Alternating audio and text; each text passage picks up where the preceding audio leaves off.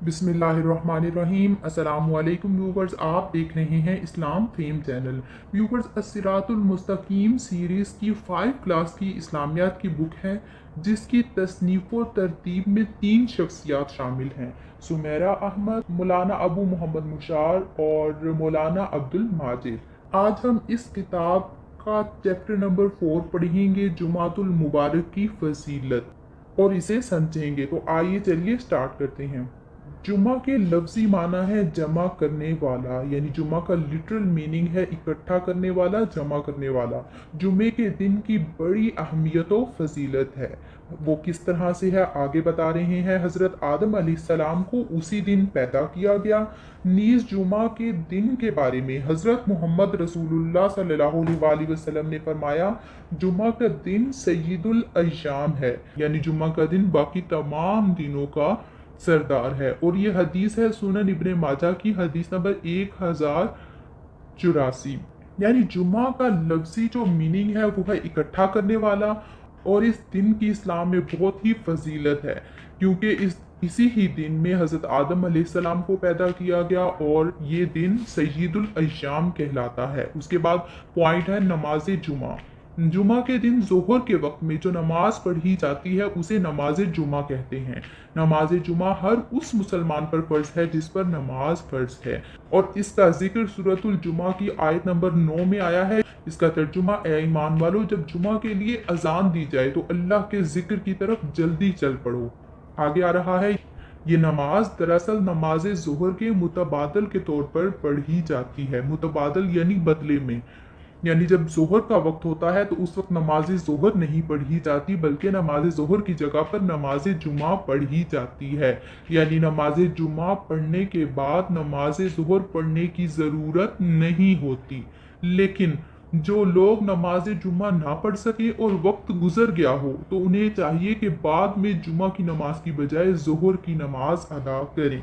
तो यहाँ पर यह बताया गया है कि नमाज जोहर की जगह पर नमाज जुमा पढ़ी जाती है जुमे के दिन में। लेकिन अगर कोई शख्स नमाज जुमा नहीं पढ़ पाया अपने टाइम पर, तो फिर वो वक्त गुजर जाने के बाद, यानी नमाज जुमा का वक्त गुजर जाने के बाद नमाज जोहर पढ़ेगा, क्योंकि जोहर का वक्त अभी मौजूद होता है।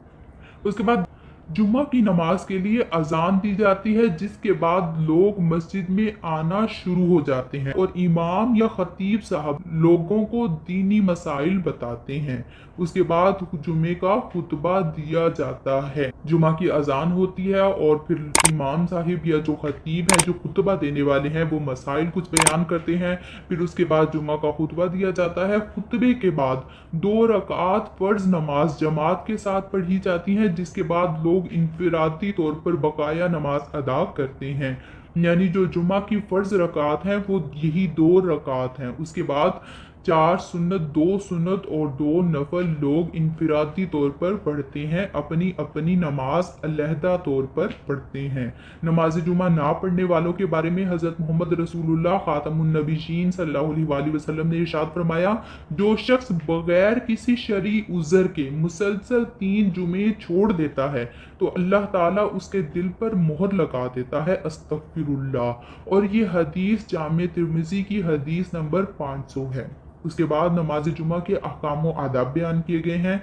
नंबर 1, जुमा के दिन मिसवाक करना, गुस्ल करना, साफ कपड़े पहनना और खुशबू लगाना सुन्नत नबवी सल्लल्लाहु अलैहि वसल्लम है। नंबर 2, नमाज जुमा की पहली अजान के बाद खरीदो फरोख्त ख़त्म कर देनी चाहिए। जब पहली अजान होती है उसके बाद खरीदो फरोख्त ख़त्म कर देनी चाहिए, मस्जिद में जाना चाहिए, खुतबा सुनना चाहिए। नंबर 3, जुमा के खुतबे के दौरान खामोश रहना चाहिए और बातों से परहेज करना चाहिए।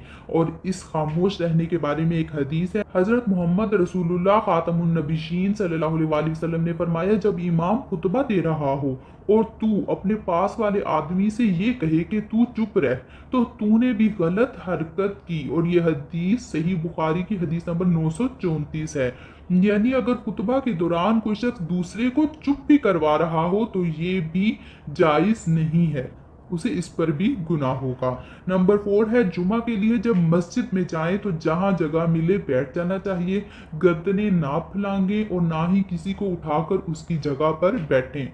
क्योंकि इससे हज़रत मोहम्मद रसूलुल्लाह ख़ातमुन्नबिय्यीन सल्लल्लाहु अलैहि वसल्लम ने मना फरमाया है।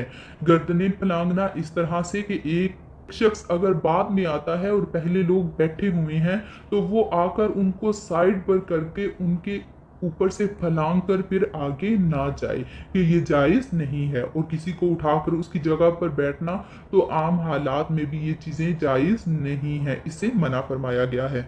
नमाज जुमा की मुआशरती अहमियत और फ़वाइद क्या हैं?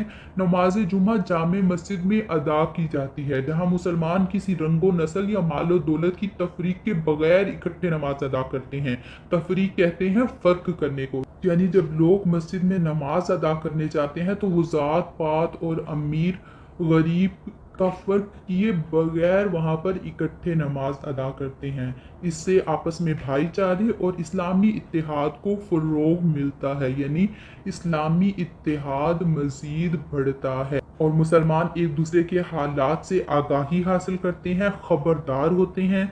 नमाज जुमा का खुतबा दीनी तालीम हासिल करने और मुसलमानों की इस्लाह का बेहतरीन ज़रिया है। इस्लाह दुरुस्ती को कहते हैं कि जुमा का जो खुतबा दिया जाता है उसमें दीनी तालीम लोगों तक पहुंचाई जाती है और मुसलमान जहां पर गलत हों उनकी इस्लाह भी हो जाती है और वो अपने आप को दुरुस्त करते हैं। उनकी दुरुस्ती का एक बहुत अच्छा बेहतरीन ज़रिया है। तो ये था चैप्टर जुमातुल मुबारक की फजीलत।